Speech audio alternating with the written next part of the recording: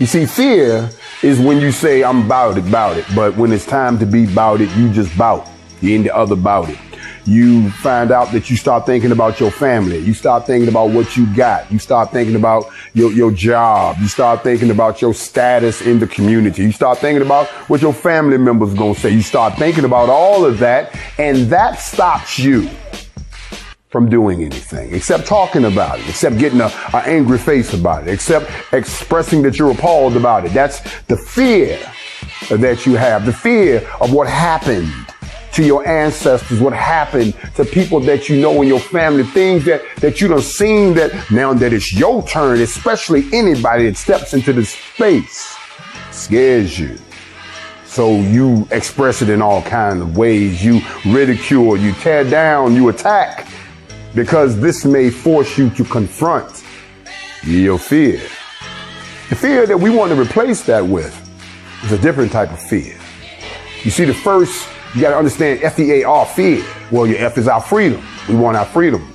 We want our freedom to determine our own destiny. We want our own place. None of that's changed. But when we started to go get it, a lot of y'all got scared because you still got that old fear.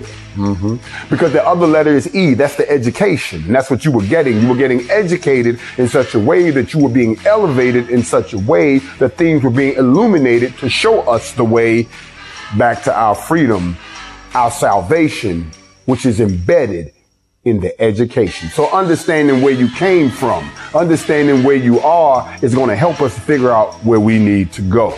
And that takes us to the last part, the A. We must arise. Just like they said, arise, O Israel. They didn't say arise just a certain group of Israel. They didn't say arise just to a certain point. They didn't even say arise and walk around and look mad. They didn't say arise and be suicidal. They said arise to your former greatness. They said arise.